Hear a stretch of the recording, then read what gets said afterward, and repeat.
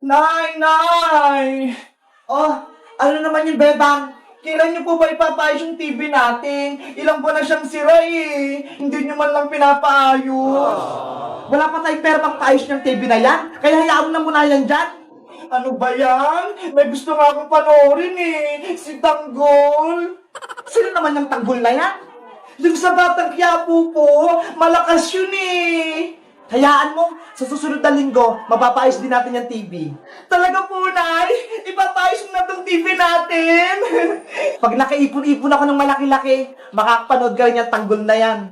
Yay! Makakapanood na din ako! Bebang! Ano yun, princess? Nandito na kami ni Iska. Hello, Bebang! Magandang gabi! Magandang gabi rin sa inyong dalawa. Ano, magsisimula ba tayong mag-movie marathon sa may TV?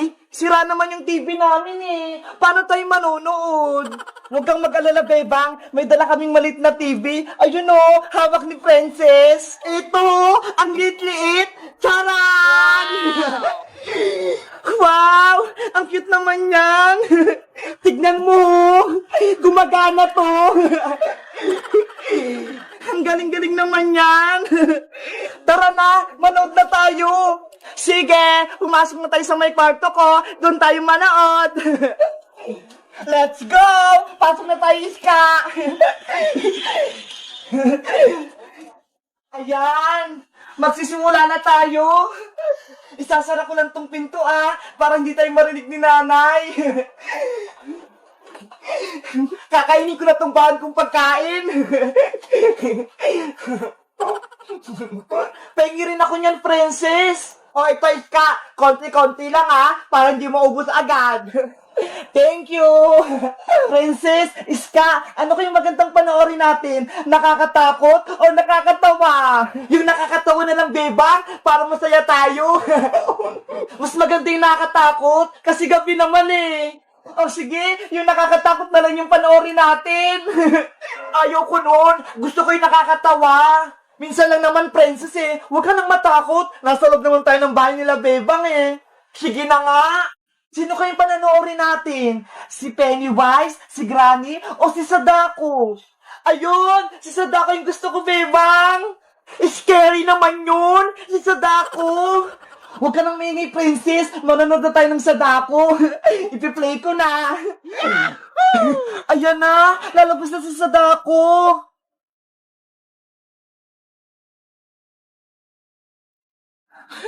Nakakatakot naman yan. Di ba sa Sadako yan? Ayun yung lumalabas sa may TV. Oo, kapag maingay ka, hahabulin ka niya. Ah! Oh, no! Si Frances, takot na takot.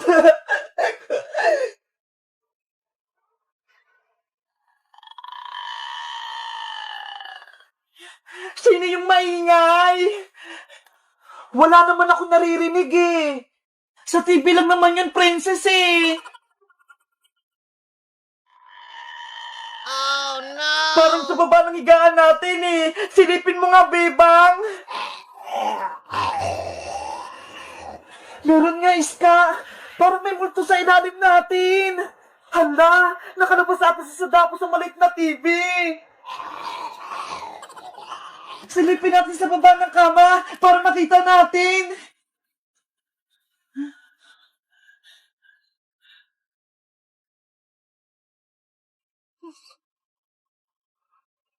Ah! Si Sadako nga! Nakatangos yung mukha niya! Magtago na tayo, Bebang!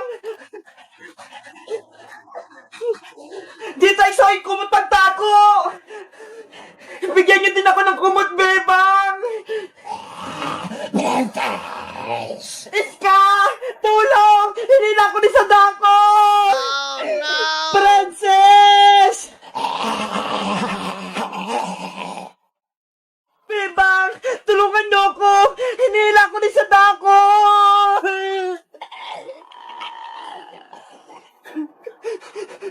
Si Princess, hinahatak na siya ni Sadako. Halika rito, Princess. Sadako! Saan mo ko dadalhin sa dako? Bitawan mo ako! Magantay ka lang. Pupunta tayo sa aming bahay. Huwag mo ko kunin! Ibalik mo ko sa mga kaibigan ko! Hindi na kayo magkikita ng mga kaibigan nyo. Bebang Iska! Tulong! Kinukuha ko ni Sadako! Lagot! Wala na si Princess pati si Sadako! Bebang! Iska! Nandyan ka pa ba? Hindi ka pa ginawa ni Sadako? Oo, Bebang. Nandito ko sa may kumot. Nagtatago. Buti naman. Ligtas ka. Pero si Princess, hinatag siya ni Sadako. Kaya nga hindi siya nakaligtas. Hindi ko siya natulungan, Bebang. Kawawan man si Princess. Kasalanan ko to. Ako yung tunay may kasalanan, Iska. Pinilit ko kay ni Princess manood ng nakakatakot. Ayan tuloy, lumabas sa malit na TV si Sadako. Anong gagawin natin, Bebang? Nawawala na si Princess. Antay natin mag-umaga bago natin hanapin si Princess para mabilis natin siyang mahanap. O sige, matulog muna tayo. Sana okay lang si Princess Big Bird. Tomorrow. Bitawan mo ako sa dako! Pauwin mo na ako! Malapit na tayo sa aming bahay, Princess. Huwag ka nang matakot. Halika na rito. Konting lakad na lang. Nandito na tayo sa aking bahay, Princess. Dito ka nakatira sa ginagawang bahay. Wala namang bubong dito, Hindi ako dito nakatira, kundi doon, sa loob ng TV na yan. Ano? Diyan ka nakatira? Kaya pala lumabas ka sa maliit na TV namin. Namumuhay ako sa loob ng TV, pero kapag nalulungkot ako, nanguha ako ng tao para may kasama ako sa loob ng TV. Kinuha mo lang ako para may kasama ka dyan sa loob ng TV. Ayoko dyan! Mamaya, ipapasok din kita sa loob ng TV na yan.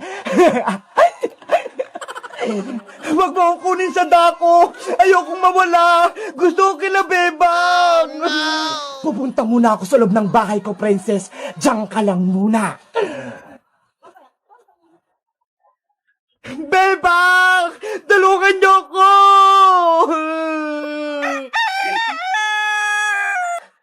Iska, umaga na. Hanapin na natin si Princess. Tara, lumabas na tayo, Bebang. Baka hindi pa nakakalayo si Princess. Bilisan natin! Princess! Princess! Nasaan ka na? Princess! Sadako! Ilabas mo na si Princess namin! Ibalik mo na siya! Mukhang wala na si Princess dito, Iska. Hindi na natin siya makita. Saan kaya natin siya hanapin? Baka mawala na naman si Princess. Princess! Princess! Magpakita ka na! Ay, si Bebang yun Tinatawag ako. Bebang Iska, nandito ako sa may bakanting bahay. Puntahan niyo ako. Dito nakatira si Sadako. Hala, parang si Princess yung sumisigaw, Bebang. Oo nga, no. Humingi siya ng tulong. Iska, hanapin natin doon si Princess sa ginagawang bahay. Tara, Bebang, baka doon siya tinago ni Sadako.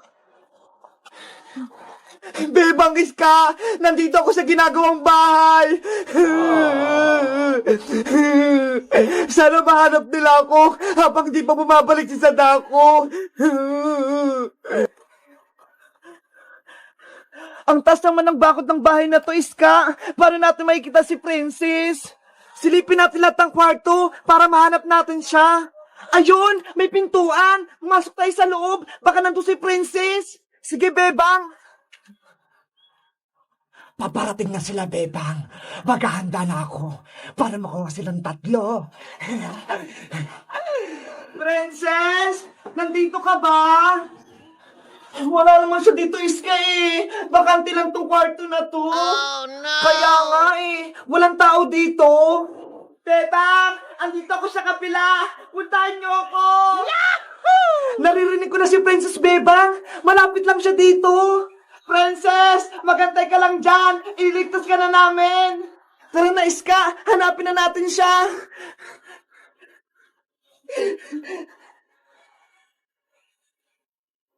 Wala namang pintuan dito, Bebang eh! Hindi tayo makakapasok! Eh, dito tungtong na lang ako dito para makita ko sa may loob. Mag-iingat ka ha! Baka mahulog ka dyan, Bebang!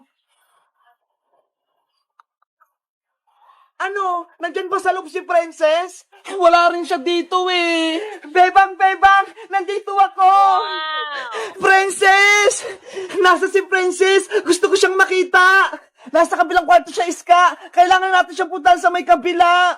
Bumaba ka na dyan, Bebang! Bilis! O sige, antayin mo ako!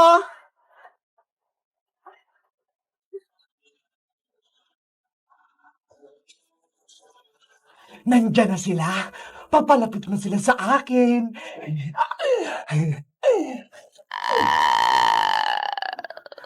Princess! Bilisan niyo na, Bebang! Iligtas niyo na ako! Malapit ang bumalik si Sadako! Huwag kang mag-alala! Nandiyan na kami, Princess! Yahoo! Nasa si Sadako, Princess! Iniwan ka lang ba dito?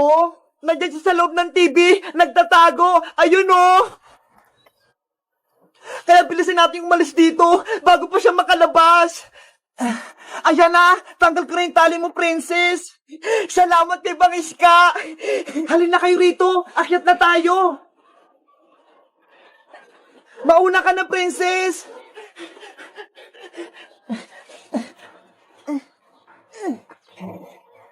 Tumatakas na ang mga bulilit! Bebang, halika na rito!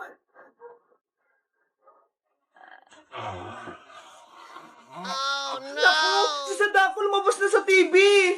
Bilisan mo makit, Bebang! Hindi ako makaakyat! Huli ka, Bebang! Ah! Hoy, Sadako! Layuan mo na kami! Huwag mo kunin si Bebang! Kukunin ko si Bebang! Dadalhin ko siya sa loob ng TV ko! Bitawan mo ako, pangit na Sadako! Akin ka na, Bebang! Tulungan niyo ako! Iska, Princess! Anong gagawin natin, Princess? Kukunin na si Bebang! Alam ko na! Sisirain natin yung bahay ni Sadako para mawala na rin siya! Sige, para hindi na siya manggulo sa atin! Huwag mo kukunin sa dako! Ay, sa dakong pangit! Katapusan mo na! Sisirain na namin tong TV mo para wala ka ng bahay! Hiya! Huwag yung sirain yung bahay ko! Ayun! Nawala na si Sadako! Yay! Ligtas na tayo! Wala na tayong kalaban! Umalis na tayo, Princess Iska! Umalis na tayo dito sa ginagawang bahay na to bago pa bumalik si Sadako! Let's go! Thank you guys sa panonood! Mag-comment lang kayo kung ano susunod naming kwento! Bye-bye!